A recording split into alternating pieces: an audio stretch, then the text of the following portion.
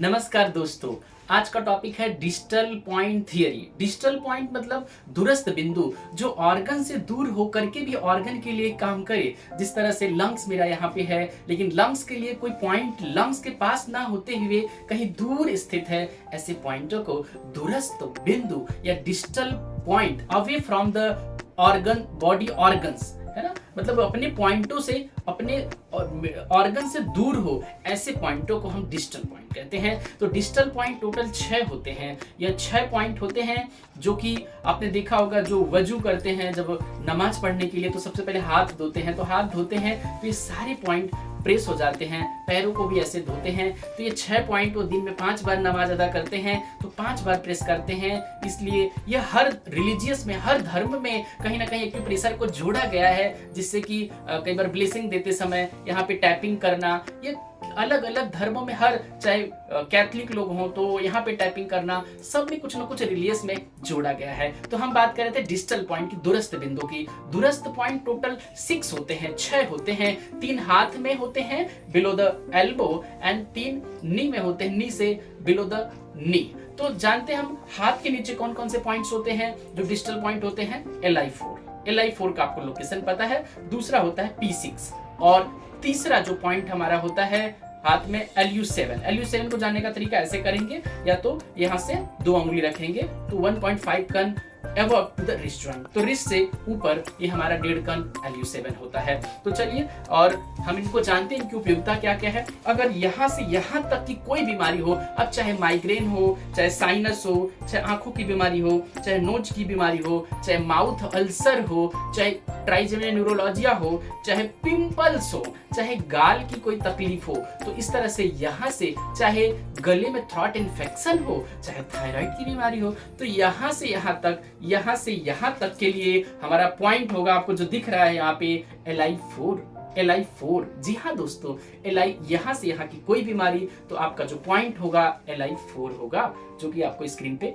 दिखाया जा रहा है। अगला जो पॉइंट है हमारा यहाँ से यहाँ तक के लिए, तो देखेंगे डॉल के माध्यम से यहाँ से यहाँ तक का जो अपर एब्डोमेन है, चेस्ट है, तो किसी को हार्ट की कोई बीमारी है, बीपी की कोई प्रॉब्लम है, या चेस्ट कंजेशन है, हैवीनेस लगता है, भारीपन लगता है, छाती भारी हो जाती है, छाती में बहुत ज्यादा पैल्पिटेशन होता है, ऐसे में P6 पॉइंट, जी दोस्तों P6 की लोकेशन आपको पता है, आपको स्क्रीन पे दिख भी रहा है कि 3 उंगली ऊपर यहाँ से P6 है।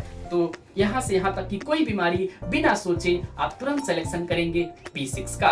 यहाँ से यहाँ तक की कोई बीमारी तो आप सिलेक्शन करेंगे LI4 का। अगला पॉइंट, अब पीछे से यहाँ तक का कोई भी बीमारी हो, यहाँ से यहाँ तक, तो पॉइंट होगा हमारा LU7, means back of the neck area for digital LU7। तो यहाँ से यहाँ तक के लिए LU7 पॉइंट का सिलेक्शन होगा। मान लो किसी की यहाँ की मसल टाइट होती है, किसी को ऑक्सीपिटल हेडेक होता है, गर्दन स्टिफ हो गई है, यहाँ बैक टाइट हो रही है, यहाँ का मसल्स पेन है, या फ्रोजन शोल्डर है, ऐसे में आप LU7 पॉइंट का सिलेक्शन करेंगे। LU7 पॉइंट आपने अभी देखा, या अभी हमने पहले भी दिखाया था LU7, 2 फिंगर यहाँ से ऊपर। तो इस तरह से आपने देखा कि 3 हमारे डिजिटल पॉइंट हुए। यहाँ से यहाँ के लिए P6, यहाँ से यहाँ के लिए LI4, और यहाँ से यहाँ के लिए LU7।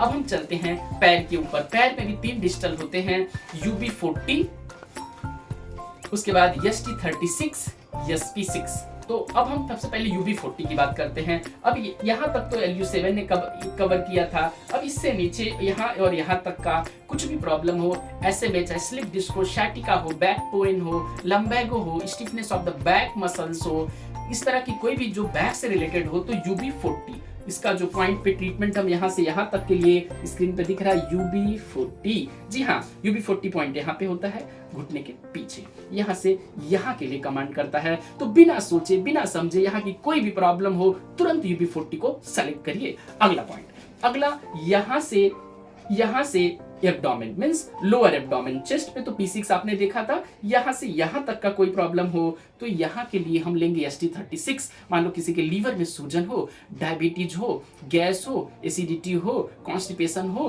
कुछ भी एब्डोमेन का हो, any kind of disease related to the abdomen, then you can choose ST36। तो आप ST36 की लोकेशन अभी आपने देखा था, यहाँ से 4 अंगुली नीचे जो घुटना है, यह घुटने के बाहरी तरफ जो पॉइंट है ये ST36, it is the distal point for abdominal disorder.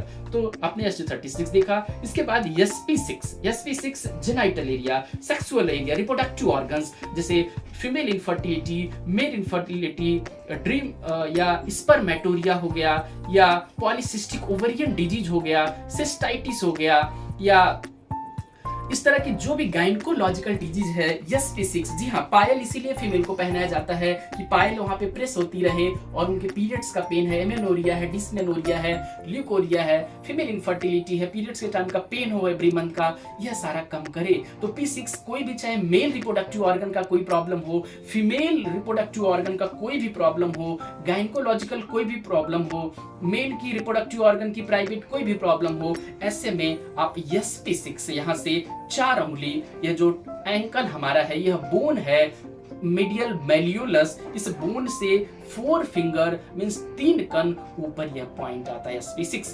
Periods के टाइम बहुत पेन होता है तो यहाँ पे वह दबाव दे सकती हैं फीमेल, या वहाँ पे मटर दाना चिपका के टेप मार सकती हैं, तो बहुत रिलीफ होगा दोस्तों। मैं आशा करता हूँ यह 6 पॉइंट LI4, P6, LU7 हाथ में और पैर में, ST36, UB40, SP6 पैर में डिस्टल पॉइंट, आप इन 6 पॉइंटों से मैं समझता हूँ हर बीमारी को कवर हो गया, चाहे माइग्रेन, अस्थमा, हर बीमारी में। अच्छा, डिस्टल पॉइंट हर बीमारियों में रोल अदा करता है, तो कोई भी बीमारी बिना डिस्टल पॉइंट से ट्रीट नहीं हो सकता, उसमें इनका जरूर समावेश करना चाहिए, इनको जरूर ऐड ऑन करना चाहिए। थैंक यू सो मच दोस्तों, आप डिस्टल पॉइंट को यूज करें।